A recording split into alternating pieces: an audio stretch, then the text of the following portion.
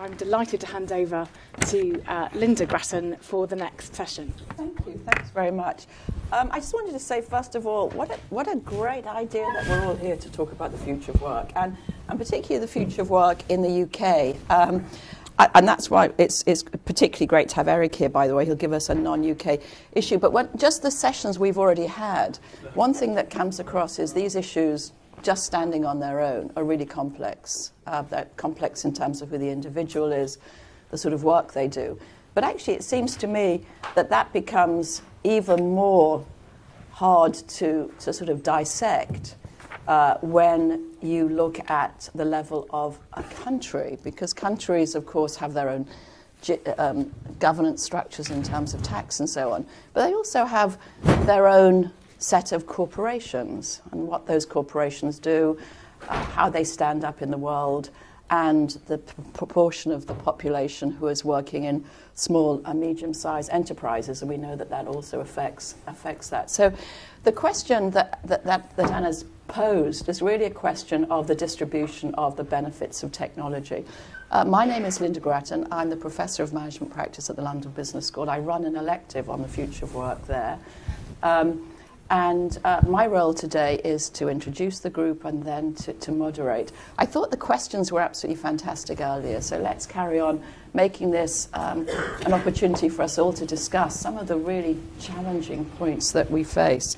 Let me just introduce, let me just say something a bit more about the topic, and then I'll introduce John, Erik, and Anna. As we've heard, there is an uneven distribution of technology across the UK. In fact, John and I both come from the north.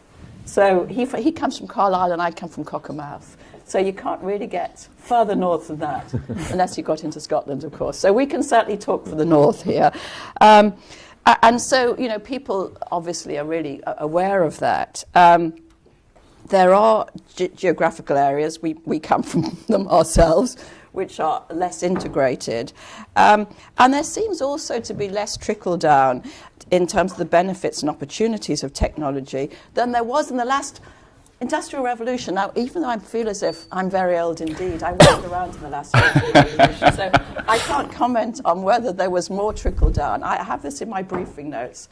I'm not entirely sure about that, but anyway, I'm told in my briefing notes that there is less trickle down than in the past Industrial Revolution. That might be worth, from a historical perspective, making a comment on that as well. So the panel is really about two things. One is what is happening here, and is there something particular about the UK that we need to understand? And then the second part of the panel is really about, are there any ways that we can ensure that innovation, technological adaptation, that we've be it either substitute or complementary technology, benefits everybody across the UK rather than those in particular geographies. Now, to help us to think about those really important topics, we have Erik Brynjolfsson, who is from Stanford. Many of you know his work. He's been very crucial in terms of thinking about technology and also the geography of technologies and the sort of impact of clusters on that. And of course will give us a view which is a US view as well as a UK view. We have Anna Leach, who is the chief economist of the CBI, and we have John van Reenen, who's at the London School of Economics. So we are incredibly well, we have some just astonishing people here to join us. And what we're going to do is I'm going to ask each person really to make a positioning comment about that. And then we've got questions which were really about how do we understand this more deeply and what might we then do about it. Erik, I'm going to turn to you first because I know you've got a presentation. A little bit. We love them. We love it. Yeah, so thanks so much for having me here. This is an amazing group, and I'm really looking forward to the discussion and all of your questions. About 20 years ago, Tom Friedman wrote a book called The World is Flat. I was just Googling it. It said it's the most widely used metaphor about globalization. It may be widely used, but it's not a very good description of what's going on, especially when it comes to advanced technologies. The world is really very spiky and very concentrated, and maybe becoming more so. And a few years ago, we didn't have the great data on that. Tom Mitchell and I wrote a report, and one of the headlines was we were flying blind. But since then, we've collected a lot of data. We've teamed up with the U.S. Census in particular and done a set of surveys on robots, on management practices, on AI and other advanced technologies. So I'm just going to show you very briefly. This is U.S. data, I'm afraid, but maybe there's some patterns that go beyond that. So yeah, we see it there. So the first thing is if you just look at core-based statistical areas, roughly commuting zones, almost all the action is in a very small subset, the decile. I didn't even bother showing 1 through 5 separately because there's really no action there. There's not much action in the first 9 deciles. And this is for robot adoption. It's a sample of about 50,000 manufacturing firms in the United States. And even when you control for industry, when you control for size, when you control for all the observables, you still get these enormous levels of concentration. This is hot off the press. This is a paper that we just presented at the American Economic Association a couple of weeks ago. In a separate survey, we looked at about 800,000 firms through the annual business survey that the U.S. government, the U.S. Census also does. And again, you see enormous concentration. I'll show you it in a slightly different way. Pay more attention to the color of the dots rather than the size of the dots. The color is the level of concentration. And again, you can see places like the yellow dot there just south of San Francisco in California is San Jose. That's the one with the greatest concentration, but a lot of those coastal places have it also around Washington, D.C., Research Triangle in North Carolina. It's very, very skewed. And again, when you control for a lot of the observables, you still get this tremendous skewness. A third set of data that we've been working on for quite a while has looked at the intangibles. And here, one of the reasons for this level of concentration is that it's not enough to simply buy robots or buy AI or buy computers, that there are a whole set of complementary assets. And that's what this chart is supposed to show, that quite literally about 9/10 of the investment is in organizational processes, organizational capital, and human capital. And the hardware and software is just the tip of the iceberg. You can break that into price and quantity using some techniques that Bob Hall developed. And so the far right of these panels here is the quantity growing at an all-time high of intangible complements to IT hardware. It moved around, it dropped a little bit in the Great Recession, but it's now gotten to an all-time high. But again, here, it's almost all concentrated in just a small subset of firms. If we break it out into deciles, you see the top 10% of firms is where all the action is, maybe a little bit in the next 10%, but the remaining ones have essentially been flat. There's been almost like no investment in the majority of the economy in these digital complements. Finally, Chris and others mentioned productivity. This plays directly into how we measure productivity and what's going on with productivity. There are trillions of dollars of intangible assets that are not being measured in the national accounts. These business processes don't count as a capital asset. But if you invest in them and you create them, you are, in a sense, increasing output of the economy. Conversely, when you're using them, you're using inputs that aren't otherwise recorded.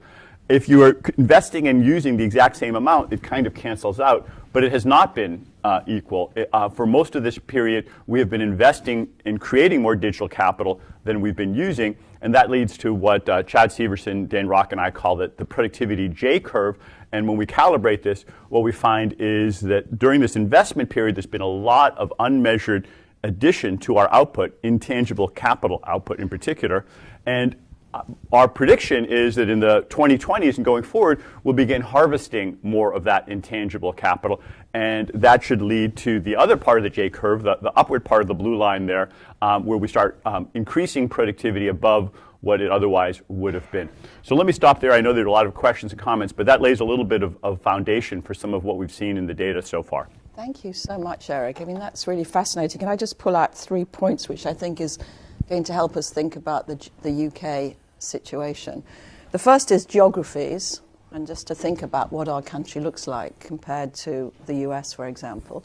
The second is firms, and you're really one of the first people who's talked about firms, and there's a whole argument that quite a lot of this happens at the level of the firm, not at the level of geographies.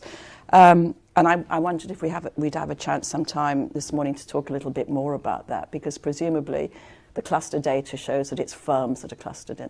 When you look at cluster, Oh yeah, absolutely. We look at both the firm level. Data, it's firm level data, isn't it? It's both firm level and establishment level, and you see a very similar pattern. Yeah, and I think the third point that I'm going to take questions later. The third point that Erik's brought up is this question of, and we've said this in the UK quite a lot, well, because we're so low in productivity because we don't measure productivity properly. Chris, you're very familiar with that. And somehow, because we're a service economy, lots of professional service firm, blah, blah, blah, we've got a lot of intangible assets. Now, if what Erik is saying is that there's a J curve and that you'll be able to harvest intangible assets at some stage, that's a rather interesting thought. Anna, I'm going to turn to you next and just sort of ask you to really put your point of view around the issues that we're facing today, and before we hear from John. Thank you, Anna. Thank you. So the CBI has looked at sort of the role of place in, I guess, what is basically economic firm performance through quite a number of lenses over the past few years. Sort of our biggest initial play, I think, was our regional growth work that we did back in 2017. So that was looking specifically at the role of place in overall productivity. And then that was followed by an ostrich to magpie report, which specifically looked at tech within that. And then following that, last year, we did a big piece of work called Seize the Moment, which was we did with the McKinsey Institute. And that was behind a lot of our campaign work last year. And this year we're focusing on the green economy. And it's been clear through all these different focuses our analytical work on economic growth has taken that technology is one of the most powerful drivers of productivity. Tech sector's growing twice as fast as the wider economy. It's good to hear Chris cite some CBI big numbers. We do like big numbers at CBI. We know that AI adopters have higher profit margins, high spenders on R&D grow faster. Automation of tasks alone could lift productivity across sectors by 1.5%. AI diffusion could add nearly 40 billion to GVA by 2030. SME tech adoption could add around 45 billion to UK GVA by 2030. So as I say, we do like some big numbers. And as we've heard in the first session, there's this big link between the scope to which tech can link with job satisfaction. Businesses can use technology to make themselves more attractive to talent. Research by Deloitte shows that technology has the scope to support stronger employee engagement, collaboration and communication, and leveraging the data and technology which has enabled the likes of Netflix to enhance the customer experience. There I'm thinking of, like, you know, when Netflix pushes at you the sort of programs you'd like to watch based on what you've seen before. There's an opportunity for employers to use similar technology with their own employees. And so there's a clear return from a variety of perspectives, from tech adoption, tech investment, and yet so many firms in so many localities do not take advantages of the opportunities. And we did, at the beginning of the pandemic, again, like showing the CBI can also be innovative when we choose to be, we launched an economics consultancy like right at the beginning of the pandemic.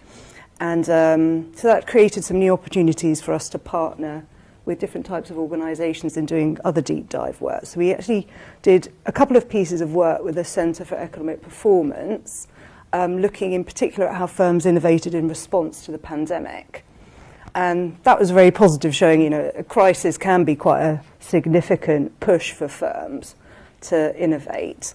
So that found that 75% of firms adopted digital technologies, a little over half new digital capabilities, and nearly 70% new management practices, John, so that's positive. And also found, you know, that the more productive firms were more likely to innovate, and once you've innovated once, you will innovate again. So those who innovate, innovate.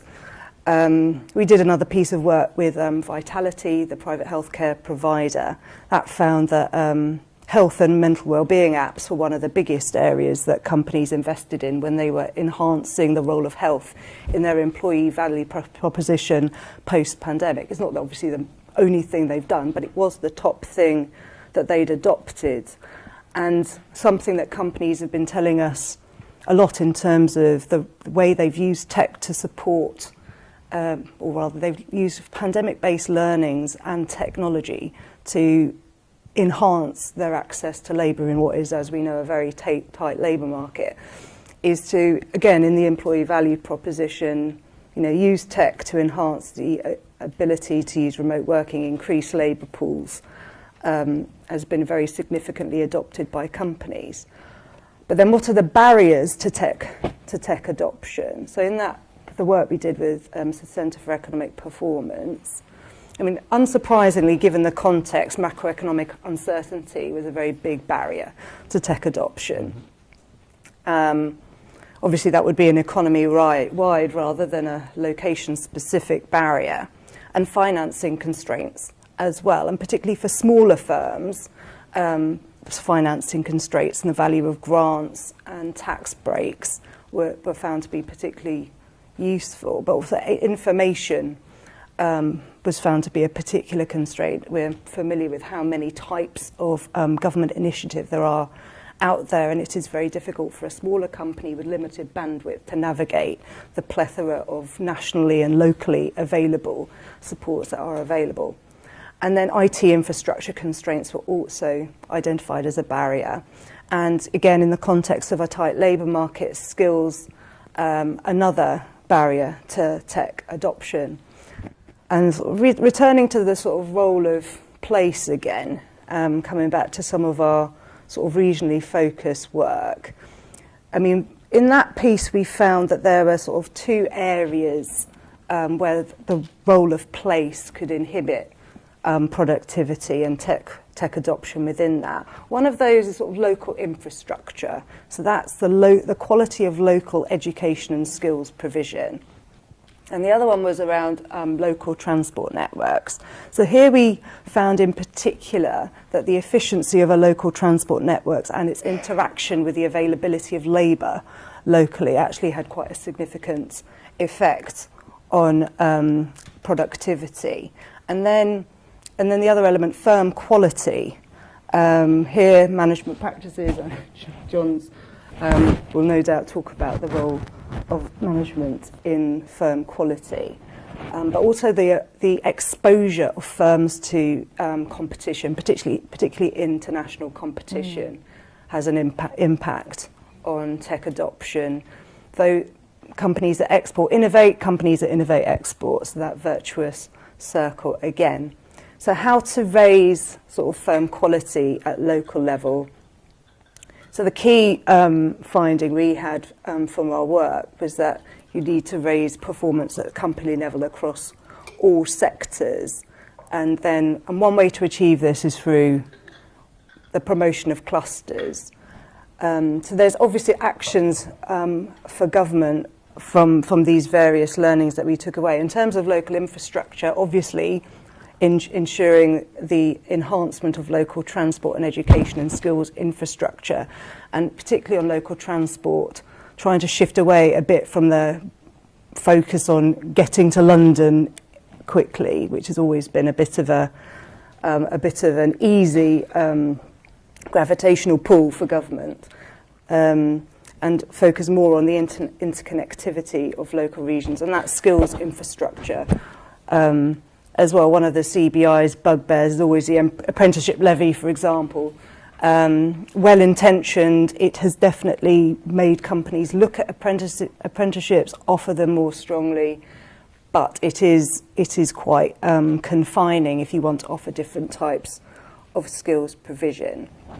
Okay, thank you so much. Just a couple of real standout comments from my perspective.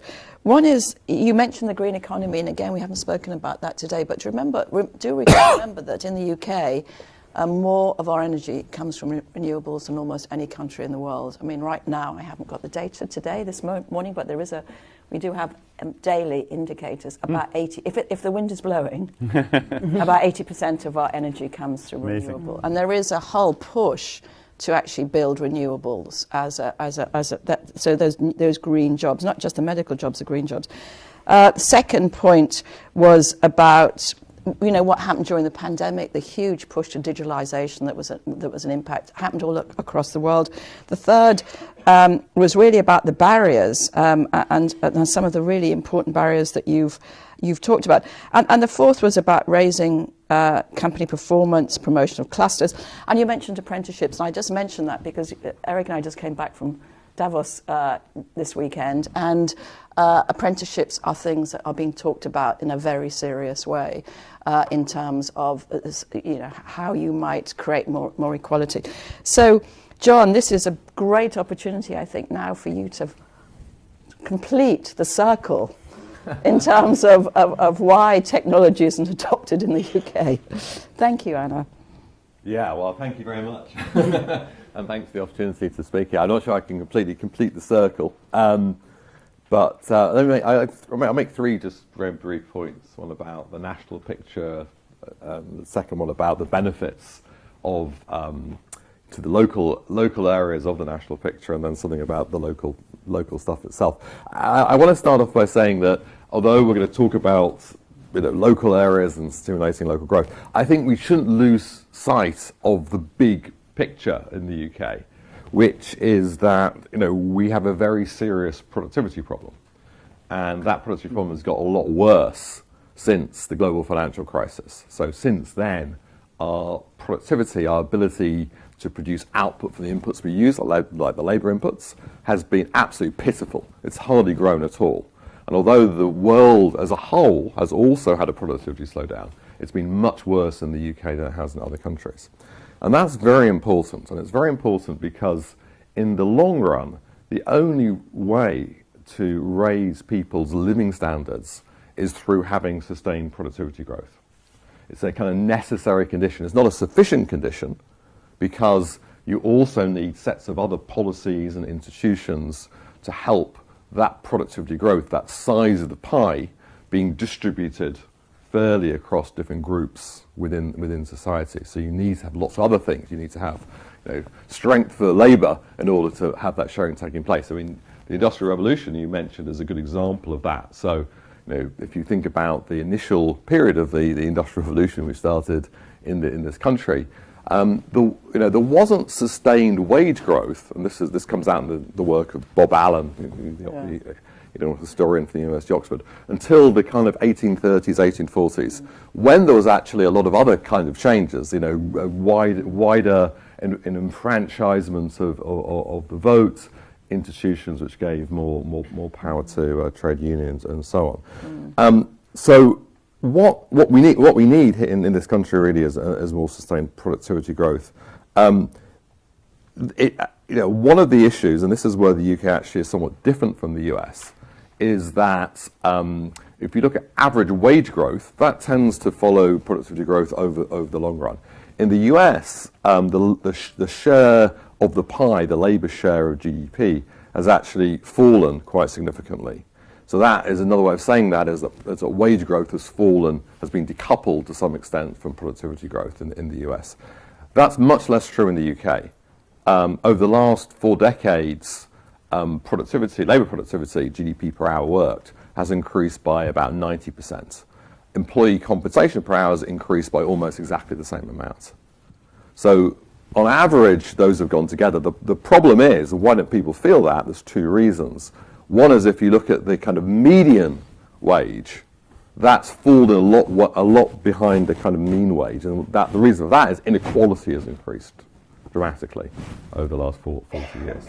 So the kind of the typical worker doesn't feel that as much because of that increase of inequality. And secondly, the slowdown of productivity that we've witnessed over the last 15 years has meant that people have just suffered for that with lower growth of average wages, and that's also been gone down the rest of the wage distribution. So really, we have to think about how we can get that back. Now, how do we get that back? Well, the things that the other panelists have talked about are absolutely critical. So innovation, new ideas, diffusion, how those ideas spread around the economy, those things in the wide sense, both management practices and also hard skills are absolutely critical. So we have to think about ways in which we can return to that and policies which can help foster that if we want to raise people's living standards in the way that we've come to expect. Second point, if we can do those type of policies, and I believe there's ways that we can discuss that we can do. Chris and I were on the LSE Growth Commission almost 10 years ago now, and we came up with various ways of thinking. The fundamental problem is the lack of investment across a wider range of areas: human capital, apprentices, physical capital in terms of investment and infrastructure, and knowledge capital in terms of innovation. Those are the three areas where Britain has actually underinvested in relative to other countries, and what we need to do is if we can do that, we can actually create a lot of growth. And in some sense, that growth can be spread around the country. It doesn't necessarily mean that we need a biotech cluster in every region in the UK. We shouldn't even think of that. We should think about how each area in the UK can best use its strengths, its latent capabilities, its comparative advantages, and what different changes can be made to help those flourish, without trying to believe we can spread the jam evenly across everywhere. So, having said that, this is my final point, saying don't lose track of the national picture. I'm totally on board with the fact that we have to think about how we can raise developments in different areas locally, and that's because not all of the benefits that are produced locally will go locally. A lot of them will become nationally, and they can be redistributed through public expenditure and other kinds of policies. But some of those are captured locally, and part of that is because cities are engines of growth, because in dense clusters of cities you create more ideas, more knowledge fundamentally, and that gets shared with the people living there, even though the cost might be high, as we know from London. And secondly, the firm dimension is really important. So firms share some of their prosperity with their workers. There's some rent sharing which goes on. So those are there, and those are reasons why we want to think about ways in which we can build success at the local level. One thing I would, and I'll end with this, is that we should think about is that goes beyond just the kind of standard kind of economic reforms. We have to think about political reforms. Mm-hmm. And my view is that having local communities, local areas, having more skin in the game by decentralizing power and decision making more to the local areas will help unlock some of the difficult decisions that local politicians have to make in terms of spending their own political capital. So, to reduce NIMBYism, have more benefits shared locally. That requires, it's some tough political choices which people are often reluctant to make, but I think we need that. We also need to kind of help when we do that decentralization, do that in a way where, you can't decentralize to every street. You have to have what what Jim O'Neill and I call city regions in our report we did a few years ago, where we can decentralize that power to areas which have the capacity to do that, like Greater Manchester, you can think of that, the north, some parts of the northwest potentially. So you have to think about both the local capabilities as well as the decision-making power in order to get that investment for long run in skills and infrastructure and innovation that we need. Thank you. Thank you so much, John. And just to summarise, significant fall in productivity in the UK, growing inequality, innovation has got to be, we need more innovation, more investment. Cities are an engine of growth. And in terms of your perspective on what might we do next, economic and political reforms, particularly around decentralisation of power. I'm actually going to go straight into ask the panel now, if you were with we were just speaking earlier that the last US economist that came over to the UK to advise the UK government was all about clusters, wasn't it? That was all about how would you. So what would your advice be if you had a CEO, a Labour minister, maybe a union minister? But before we do that, I just want to make an observation, and it sort of came out a little bit earlier when one of the last panelists said, well, actually, Chris, it was you who said productivity is higher in the US, and I think there was some surprise about that. Why would that be the case? It's just a terrible labour market, and so on and so forth. And I always get the feeling, and I don't know how others feel, that the UK is sort of slightly caught between the US model, where you have a very flexible labour market. People are fired, they're brought in, they move a great deal, they move physically, and at the same time you have amazing star companies that make a massive difference really to the US economy, versus the Scandinavian approach, where you have high taxation, a lot of government intervention, and a real focus on equality. I feel we get sort of stuck in between that because we don't really have one and we don't have the other either. So the UK issue, I think, is a very specific to the UK. It's a very specific set of questions that we're asking. So the question we're asking at this conference isn't about the world, it's about the United Kingdom. And so with that in mind, that's the question. If you were to give one or two pieces of advice, I mean, John, you've already talked about the importance of decentralisation of power. I'm sure you've got another piece of advice to give, but I'm just going to go right through, and then I'm going to open it up. So Erik, if you were sitting next to Rishi Sunak, as you might well be tomorrow, I don't know what you're doing tomorrow, but you could be speaking to him. What would your advice be? And then if you sat next to the CEO of a large UK company, I'm trying to think about which one that would be, but let's talk about Unilever, for example. What would you say to Rishi, and then what would you say to the CEO of Unilever? Well, I would first echo what Anna and what we just heard from John and Anna about the importance of productivity and innovation. Paul Krugman once said productivity isn't everything, but in the long run it's almost everything. And a lot of it's being driven by innovation in these new technologies. Yeah. And it does seem to be particularly some of the superstar firms.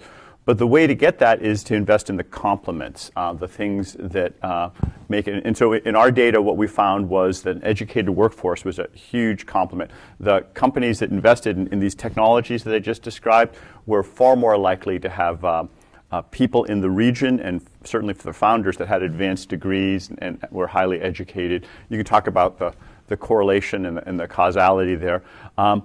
There's also a noticeable cultural difference in terms of them wanting to have that kind of impact on the world. One thing I noticed when I came from the Boston area to California, they're both very innovative areas, but it's clear that the Silicon Valley region has had a lot more of these incredible successes. There was a noticeable difference in the culture of wanting to start things up. And as far as I can tell, people were very sincere about really doing it because they wanted to make an impact on the world. Yeah. And making money was a nice thing as well, but that they tell me about their passion for making a difference in the world, and I think it attracts people who have that attitude of wanting to. And we saw that in our data as well. We asked about a dozen questions about why were you starting your company, and there were people who said that they wanted to change the world, help the community, make that kind of difference, and they were far more likely to invest in these technologies. Those are things that the cultural thing is something economists are a little uncomfortable with that. Like there's not like a tax rate you can do to tweak that or anything, but it does seem to be part of the story as well. So I know there's other comments here, but let me leave it at those two. Interestingly, on both of those measures, the UK does pretty well. We have some of the best universities in the world. If you look at the top universities in the world, 3 of them are in the UK. And actually, in terms of the Kaufman data on ranking of entrepreneurship, we're certainly not at the bottom. I think the UK does better than a lot of European countries, and there's a few places. This is positive. It is good. Let me just say one more point on that. I mean, I was just in Munich just before that, and they cluster. They're trying, but one little cultural thing I noticed. I was talking to a venture capitalist, and they said they don't have a word for venture capital. They call it Risiko capital, and they said that translates to risk capital. And I have to wonder, like, would you rather invest in creating a venture or creating a risk? Yeah. And maybe that has something to do with the hesitation. Yeah, so we've got actually a lot going for us. But Anna, we still have this huge problem. What would you want from either the Prime Minister or a CEO, or both? So thinking about what Erik's just said, I think for me it really connects in with the sort of local infrastructure point. Yeah. It's like you've got the people, like let's say they're dispersed across the UK or concentrated in some of our great universities. How do you bring those people together so that there is that concentration, that cluster? And I think And there are various things to do to enable those concentrations to actually occur. So there's the fostering of those relationships between, the collaborative relationships between universities and local entrepreneurship type businesses. And I say there's the means, there's the digital and physical means for people to get together. So it's about digital infrastructure, it's about physical infrastructure. If it's easy to get to bring these ideas together digitally or physically, then that will help foster the clustering of ideas, technology, which can sort of build upon itself. So that would be what I would. Great, thank focus you. on. So that's really an argument to build stronger clusters. We have 2 clusters, as you're probably aware, in the UK in terms of the data on clusters. One, of course, is here in London. It's primarily a finance cluster. And we have a growing cluster, which we still haven't, I don't think it's on the world map, it's still called a cluster yet, but it's the biotech cluster, which is sort of in Oxford, sort of in Cambridge, and sort of in London. And that's one that we're very excited about. But John, you and I come from the northwest, and there's no clusters there. So the argument about concentration... Hadrian's Wall, I guess. That was that's the cluster, yeah. So the argument about clusters is a very strong argument, but it doesn't really address the question of trickle down, because at the moment the clusters that we have aren't trickling into the local populations. John, what would you've already said decentralised power. Anything else you'd like to add to that? So I'm not completely convinced that the number one problem is the lack of clusters, and it's an issue, but is it the main issue? I mean, if the way I think about trying to get local areas, doing better than they are is often the same way I think about national problems. I mean, one of the things you've got to think about is, what do you have? What are your natural comparative advantages in the place you're in? And it's different in different places. Some people, some areas have very strong universities and life sciences. Others have a more financial, even in Scotland and Edinburgh. Yeah. So think about, what you have and where the growth areas, and think about not just about putting more subsidies in, but what other things you might want to relax or take away. Think about, you talked about Oxford and Cambridge. One of the big restrictions is, planning restrictions, the ability to expand local labs. It takes a long time to do that. How did we get the COVID vaccine? One of the things we did was, take away some of the red tape to actually expand our lab capacity and build more buildings. So I think there's lots of different things that you need, and often those things must be thought about locally, not just about nationally. I think if you were to say what's the big problem, what are the big problems which makes Britain different from other countries? I mean, the US has several huge advantages: massive internal market, very strong R&D base. One of the things that a relatively smaller country like the UK has to think about doing is having integration, and fewer barriers with other markets around the world. So obviously, with Brexit, that's created more barriers. Those are the things we need to reduce. The second big long-standing thing, I think, is skills. I mean, you mentioned apprenticeships.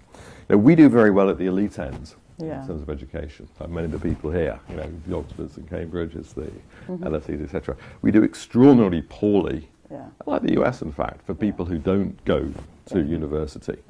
And I think that one of the things we have to fundamentally change is how we give a much, not just get more people into university, but give a much better offer for the people who don't go to university. So the whole set of issues around, you said apprenticeships, but it goes much wider than that. Improving people's skills when they're in firms, giving them an opportunity for lifelong learning. Those are the kinds of things I think we really need to think, improving the quality of schools. Those are all the things I think which need to be tackled, both to directly improve productivity, but also to help the spread of better technologies. I mean, one of the things, I think Erik mentioned this, in terms of adoption of new technologies, is having people who are skilled. It's not just the most skilled people, the MBAs, that Erik and I were both at MIT. It's not getting an MBA from the Sloan School. It's actually having workers who are well skilled or knowledgeable, who feel incentivized to give contributions. That's the management practice point. I think that is the thing which Britain's particularly... And certainly our current Prime Minister, I'll use the word, is very focused on skills. And also he said that all children up to the age of, 16 should do maths? 18. 18! Wow, yeah. My Erik, daughter's terrified about that. I must say, I find that completely terrifying. Well, Erik. as a We don't professor, have any I'm all for references, more by the investment way. in education, Yeah. but I also, over the past few years, I've noticed that there are these two lenses for looking at that are somewhat at odds. And just to highlight, as an economist, I can see that putting more investment in these clusters, both capital investment, having smart people come to London or Silicon Valley, they're likely to be more productive there, sort of the O-ring theory of complementarities, than they are just about anywhere else. But the other side, back when John and I were at MIT, we would sometimes talk to John Gruber and Simon Johnson. They have a book that came out recently called Jumpstarting America, which pushes another idea, which is, at least in the United States, spreading out and developing new clusters in different places and not putting more into Silicon Valley, Boston, et cetera. And part of it is a political economy argument. I mean, especially in America, I think it's happening in the UK too, but in America, there's a lot of polarization and resentment against the elites, which often means educated. I was just reading about a PhD student who was very surprised that people consider her part of the elites. She said she didn't feel like part of the elites, but it's often a cultural thing rather than an economic thing. And that leads to a desire not to make the kinds of investments that lead to productivity, growth, and a resentment towards resources going to those places. So there is an argument for trying to have it more widely spread. It may not be the place where the marginal dollar or the marginal PhD has the biggest marginal product, but it may be beneficial in terms of keeping the country from becoming more and more segregated and polarized. And I'm not a politician or a political scientist, but I do find that argument is something we need to pay more and more attention to. Yeah. These are very complex issues that we're debating in this panel, and so it's great to open up now to conversation. We've still got half an hour for great. So I'm going to there's some Slidos here which I can see, and then there's so let's just take a look at the couple of the Slidos first, and then I'm going to come back. So I'm just looking at them. So, investment share of GDP. Gosh, I mean, the anonymous one, I don't quite understand this one. Perhaps you guys do. Recently, China's investment share of GDP was around 40%, while Britain's was 17%. Investment share of GDP. Doesn't this answer the productivity puzzle? Did someone ask that in the room?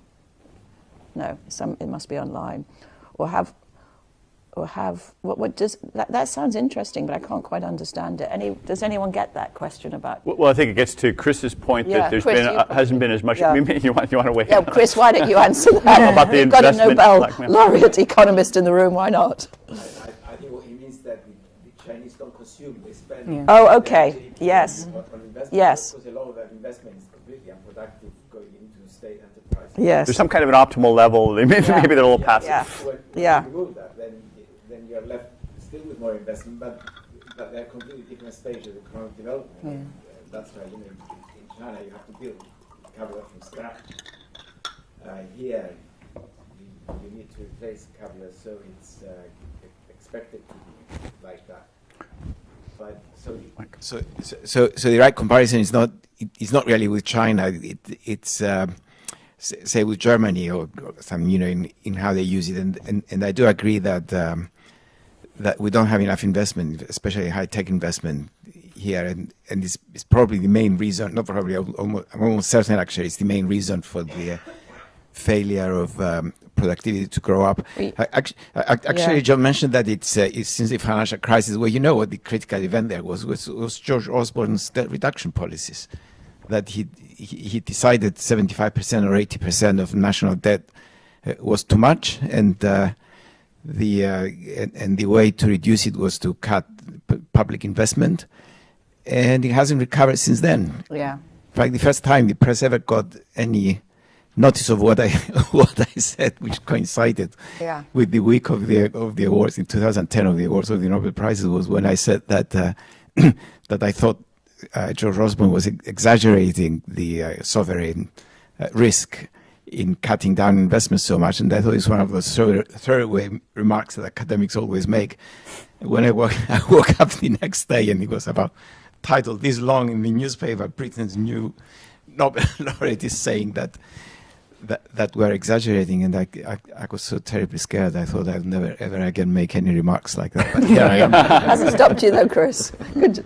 Glad to hear that it hasn't. Yeah, no, that's so. That's I've got a yeah. related question Yeah. actually for Anna. Can I ask it? Yeah. Why don't we have big global champion companies? Yeah, that was going to ask the same Britain. thing. Well, it's when you look at the list of the top companies in the world, we're just nowhere near there. Yeah, I mean we've got everything. Universities, people. Why don't looks well best. Why don't we have Microsoft and Google? What did we do with deep minds? Oh, don't even talk about deep minds. There's a bunch of bits to that answer, inevitably. So one of it is we're quite, as we said, we've got good universities. We're actually quite good at sort of the university end of innovation in the UK. We're not as good at scaling up on sort of those sort of creative enterprises in the same way the US is. And there are various reasons for that, which have been well rehearsed, and I will now try and remember what all of them are.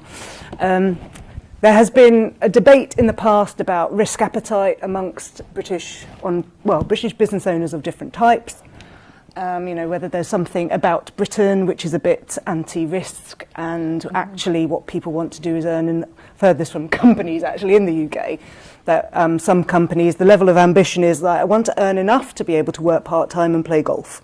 It's like a view that was shared. Another potential reason is that has been explored is like the nature of funding availability in the UK. When you're trying to go from start-up to scale-up, and actually this is a project the CBI is doing a bit on this year, is on, I've got to remember, no, it's decacorns, getting from unicorn to decacorn.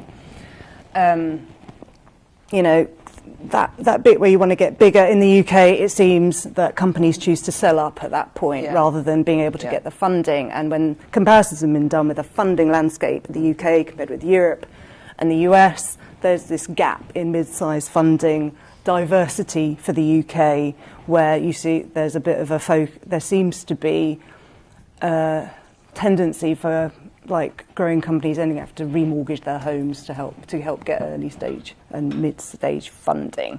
So those are a couple of thoughts. Another thought that I have, and this is about whether in terms of our policy choices in the UK, we just spread the policy just ends up being spread a bit too thin. So rather, because we're quite anti, sort of the government perspective is quite anti, obviously taking risks with public money. They won't, there isn't that. We're getting behind the next type of new growth company. Saw British Volt fall over recently, and feels like there are lost opportunities where the UK could have got behind. So the scaling is something that's a big conversation at the moment, isn't it? Why don't we scale? Why couldn't we scale deep mind? Go one step behind. Why don't we do it? We've got the best banking system in the world. If you're a big company, we've got the best banking. Martin Wolf's written a lot about this recently, hasn't he? Why he thinks he. There's a couple of questions there, and then I'll ask, and then I'll go into the audience, which I'm going to relate. One is a question from Microsoft on hybrid, and Microsoft, by the way, need a big congratulations, because during the pandemic they collected a lot of data and they made it available really quickly. And that was very helpful to all of us who were thinking about what was happening in the world, because they had very good data on what, because obviously we all use Microsoft, and they made that data available very quickly. The Microsoft team that we have here, which is great.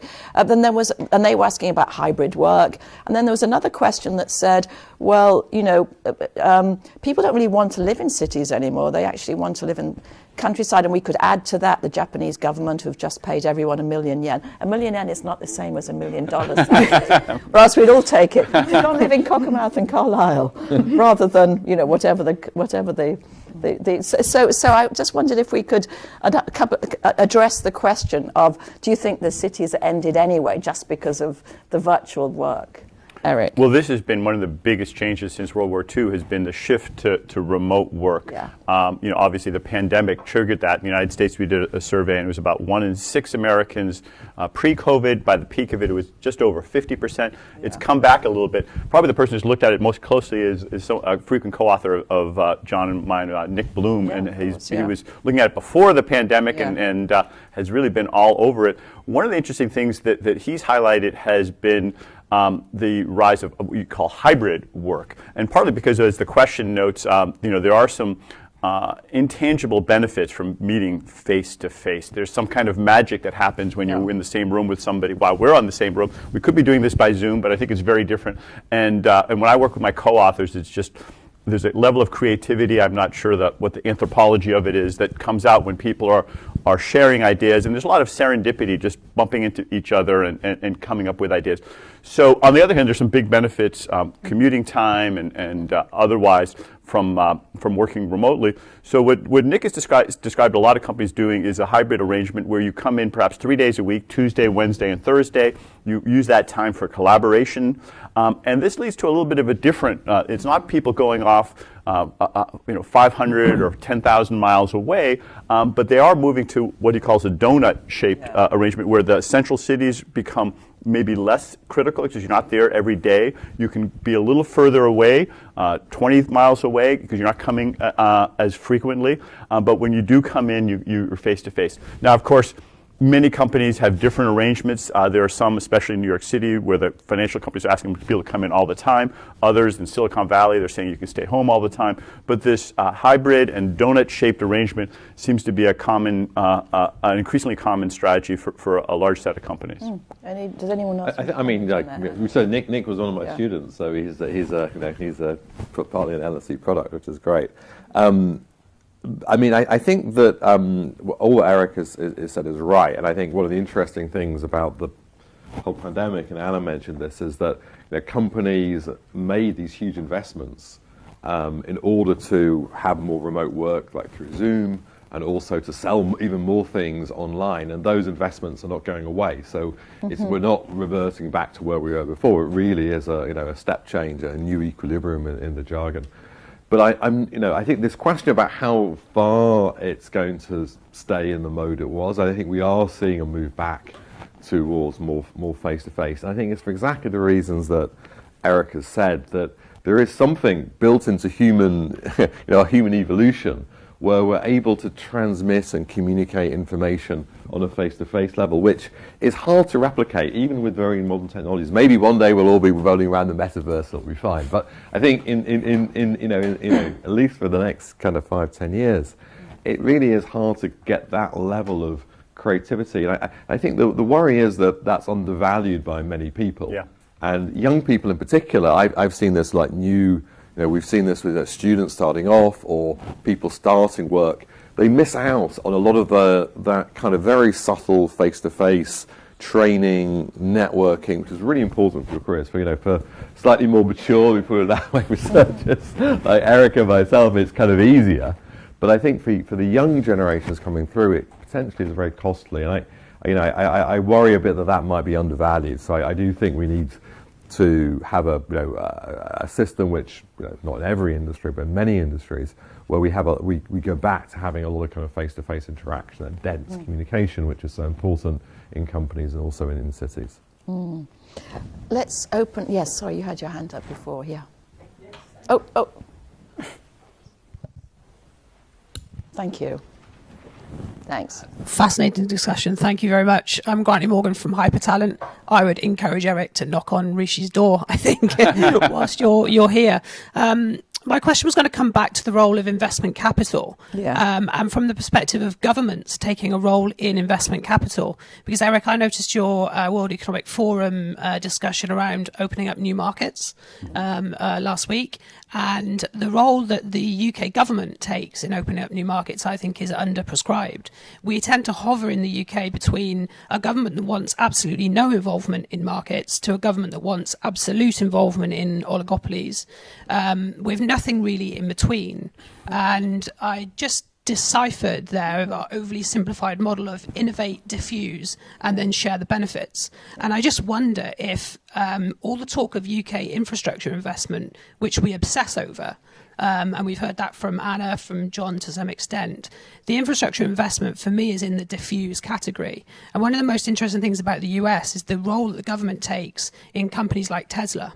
And we've also seen that in Taiwan with investment in the semiconductor capacity, which the US is now mimicking some 20 years later. So I just wonder if the panel could perhaps reflect on the role of government to provide that investment capital, because the role of, or the example of British Volt is a really interesting one. Take aside the fact that British Volt never actually had a product, so the government probably didn't want to invest £100 million in that. But you could also make the argument that did the government invest that money, would they then have the product? So I just wonder if governments need to take a more active role at the front end of innovation before we get into diffusion of products that don't exist. Anna, do you want to take that? Because that's pretty much where you sit, I guess. Yeah, before you hand the mic back, I might need to ask some clarification, because I'm just struggling a bit exactly what with what exactly the question is in respect of the role of government here. Are you talking about sort of the government, so basically taking a bet, Yes. and should the governments be doing more of that? Yeah, I think, and I'm not sure if you'd agree, but if I look at UK government over the last 20 to 30 years compared to US governments, and to some extent compared to China as well, do we make sufficient bets? And I know China makes bets more in state-sponsored industries, but they also make bets in state-sponsored companies. And I just feel as though, you know, put this in the wider context of Wellbeing. UK pension funds at the moment, if we all took a glance at our pension funds, we would find between 7 and 10% of stocks held in those very technologies at the top of the presentation. We were talking about being very, very condensed and centralised. The same companies that are firing people via email. And that's because with the defined benefit, pensions have to put their pension money has to go into low risk equities or government bonds, doesn't it? So you probably know this. We have a massive investment capital in the UK which is not put into any sort of growing organisation because it would be considered too risky, because we have defined. You and I, anyway, have defined, but nobody else does. But you and I have defined benefits. Can I make one comment? I think you're the kind of traditional economist thing about saying the market will sort everything out is clearly that caricature is clearly wrong. The market doesn't sort everything out. There's lots of ways in which the market fails, and there's lots of ways in which governments can have a positive role. Think about climate change and the other kinds of. But I think it's important that governments are not very good at picking winners, and we're not very good at it. There's a fundamental information problem that being able to choose the right companies and putting it creates very bad incentives and lobbying. I think the way I like to think about it, if you want to call it industrial policy, is to say, well, we know there's areas of the market are not going to work well. Definitely think about how we could invest in those areas, so green technologies, green innovation, but then allow there to be competition for who it is going to win particular support for investment in those areas. So you kind of pick sectors and maybe broad technologies where you think there is a pressing need, but you don't necessarily get into or if you are going to have a competition for who's going to get the grants, try and make that more distant from government. So have some independent set of expert groups who are deciding where the funds are going, because otherwise, the risk of the money going to friends of the government, as we saw during PPE and the pandemic, is very, very, very high. So having ways in which you can shelter that from too much political interference, I think is good. That's the balance I think you need to have in industrial policy. Yeah, just to build on that as well, I think you could, is looking at how the UK compares in this space. You could make a case that the UK is just a lot slower than like the US and the EU. So if you look at like the Inflation Reduction Act, for example, and then the EU has responded and we haven't, and we are, so CBI is very concerned that we're going to fall behind in the green race if we don't come out with something suitably impactful in the context of very tight public finances pretty quickly. And likewise with semiconductors. So they've had the shortage of semiconductors had a very significant impact globally for a variety of reasons. And both the US and the EU have done things to get behind, to get underneath this issue and ensure the security of supply. Now it might be that they've made the wrong call, it's a bit early days, and we might end up with a massive glut of semiconductors in a year or so. But the point is that the UK has missed opportunities, arguably, to do the same. And I think John has described the right ways in which to frame those kind of government initiatives such that they foster competition and don't, make the wrong kind of plays. But again, it's just not something that the UK seems to be being particularly good at. Yeah. Erik? Well, I think John and I had some similar training in terms of thinking about this, because I think it's not so much a matter of more or less government, it's really where you focus it. And you have to think about, are there externalities? Is there some reason that you want the government to be involved? I noticed a very different attitude. I was at 4 AI summits in the White House over the past few years, 3 in Obama administration, 1 in the Trump administration, and it was a very different tone. The Obama administration was very focused on let's invest in our research and development, but especially research, basic stuff that you could make a good argument there's going to be underinvestment by private companies and get that going. The Trump meeting was much more, let's have some companies that are already doing stuff and decide where the money goes. I think that second approach is much more likely to lead to sort of cronyism and rent seeking, and not so much a place where the government has a comparative advantage other than in like who can twist and get the most favors. And I would actually want to see less of that. So it depends a lot on the type of investment. There are some that are in between, maybe early Tesla, not today's Tesla, or early Cylindra, which was less successful, or early companies that are and now that the CHIPS Act and the Inflation Reduction Act is focused on some of those, where you could make an argument there is a big externality, but that would be the lens I would look at it, much more than just the total amount. Just as we finish, I'm just interested in DeepMind. We talked about it earlier, and it's one of the great UK success stories that became not a great success story.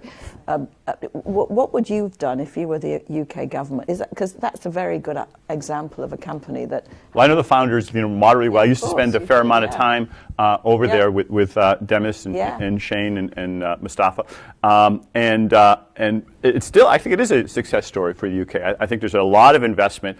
Google is putting more investment into the UK than it's taking out right now through DeepMind. So I don't know that it was such a bad thing outcome that way. Demis says that, I'll take him as his word for it, that when he was looking at this, he wanted to be able to scale up and get as much impact as rapidly as possible. And he had a number of offers, he says, for people putting in. He didn't actually choose the one that was going to give him the most money. He chose one that he had a condition that he wanted to have it stay in London.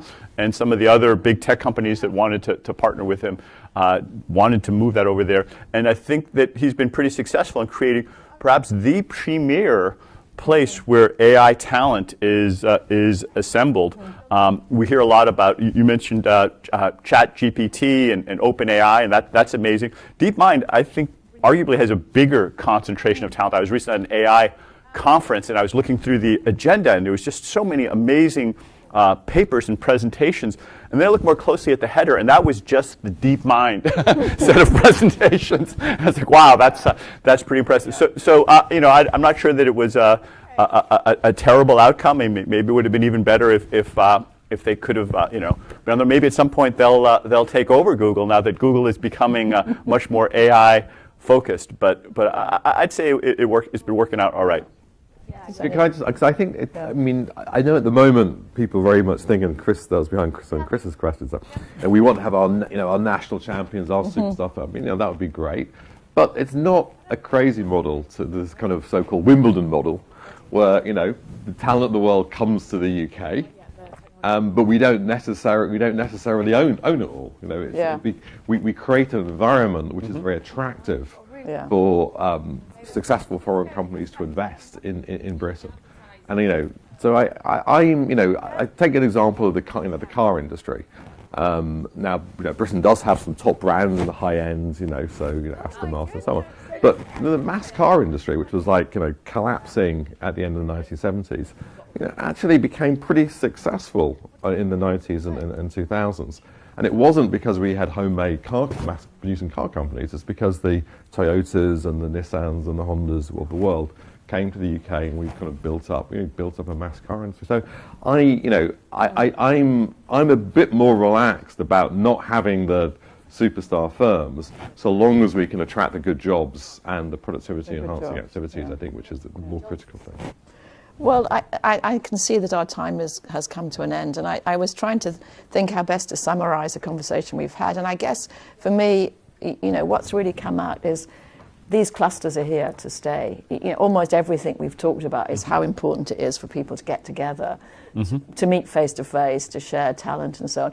But then the secondary impact of that is we need to make sure that we have infrastructure, particularly education, that makes sure that some of this knowledge and capital is diffused into regions. So thank you so much to the group. And I think, am I handing? You are.